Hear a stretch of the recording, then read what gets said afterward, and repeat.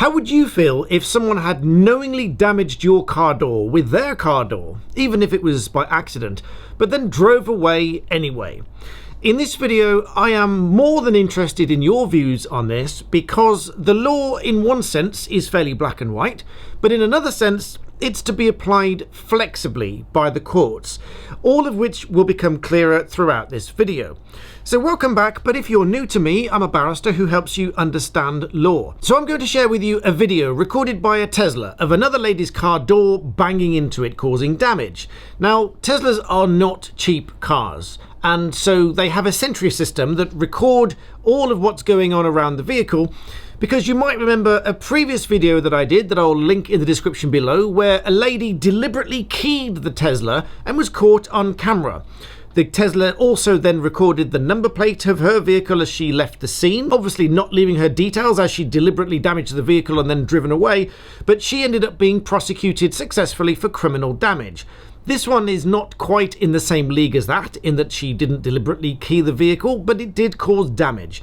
So without further ado, let's watch the video, and then I'm going to make some comments about it, discuss the law on it, and invite you to comment in the comment section below, because there's a bit of a story attached to this one about what the police did or did not do with regard to this incident. Let's watch the clip. So you can see here the front door and the rear door is now open. The lady's just opened the rear door and the front door has been left open.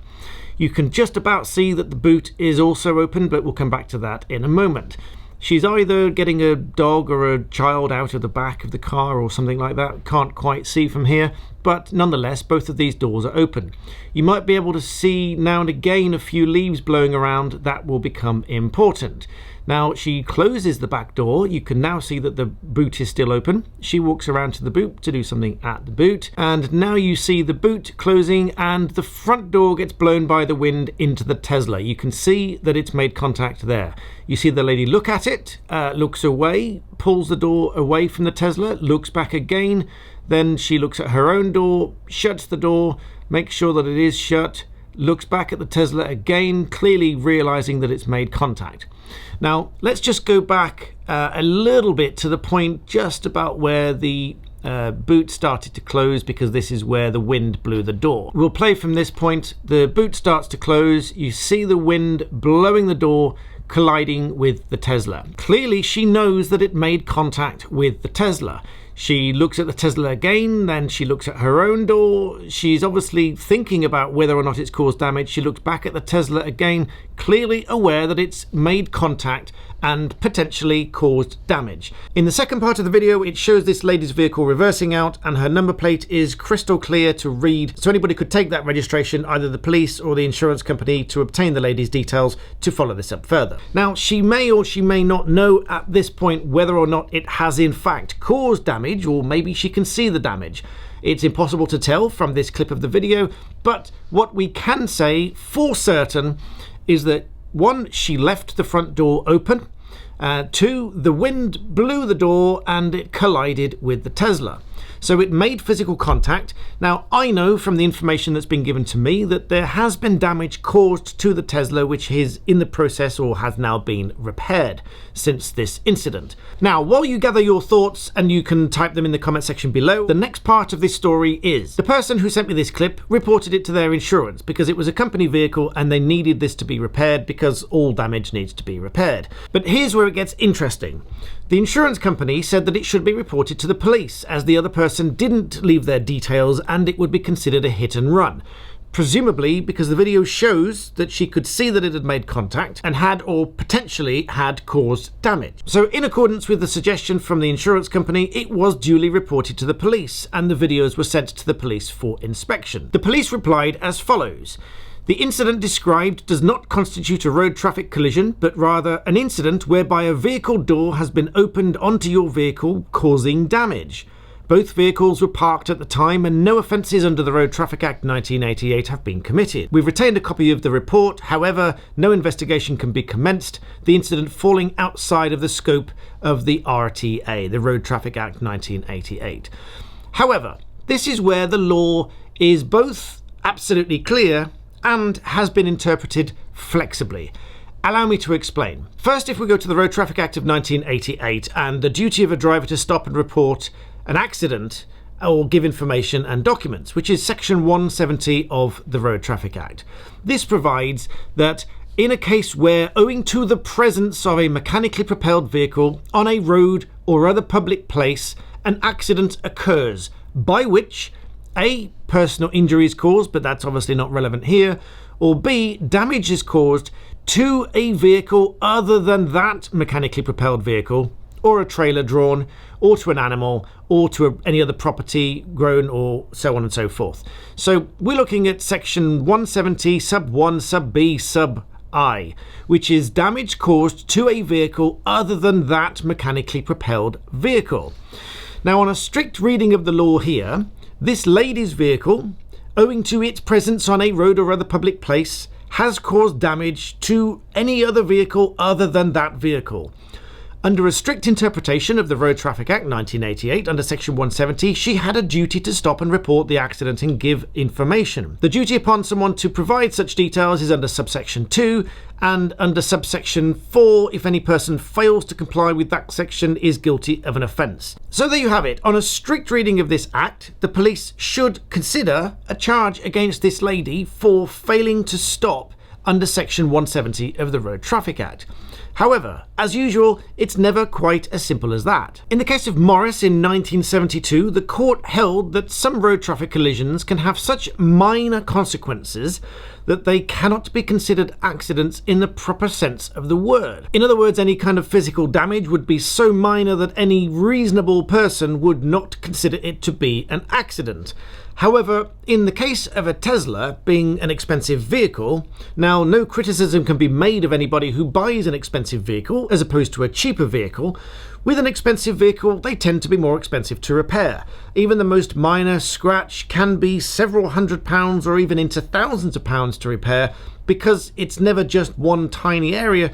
They have to make sure that the whole area is properly painted or repainted or redone. I'm not a paint expert, obviously, but I do know that it can cost several £100s to repair. So you may well think that the owner of a vehicle is not being unreasonable to consider it an accident when there is damage, however small, that costs hundreds, if not thousands of pounds to repair.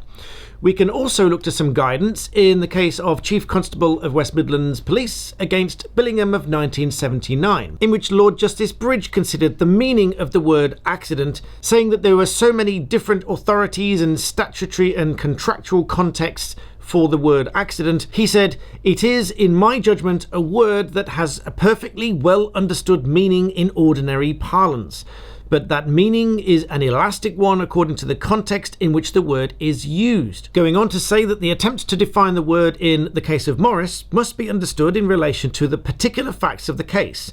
And I approach the matter here by asking whether the ordinary man's understanding of the word, especially having regard to the mischief at which the statute is aimed, the man in the street would say such circumstances as those with which we are concerned that an accident has occurred owing to the presence of a motor vehicle on a road. So I come back to the situation of asking you, as an ordinary, reasonable member of society, watching this video here, is it reasonable to conclude in the circumstances that owing to the presence of this lady's vehicle on a road or other public place, damage has occurred to the other vehicle, and therefore you could reasonably argue it to be an accident in the way that the law intends? And that being the case, it imposes a duty upon said person to provide their details or to report it, because ultimately the owner of the Tesla has got to go and get it repaired. Now, one of the spillover questions to all this might be, why bother the police with it? Why not just do it through the insurance company?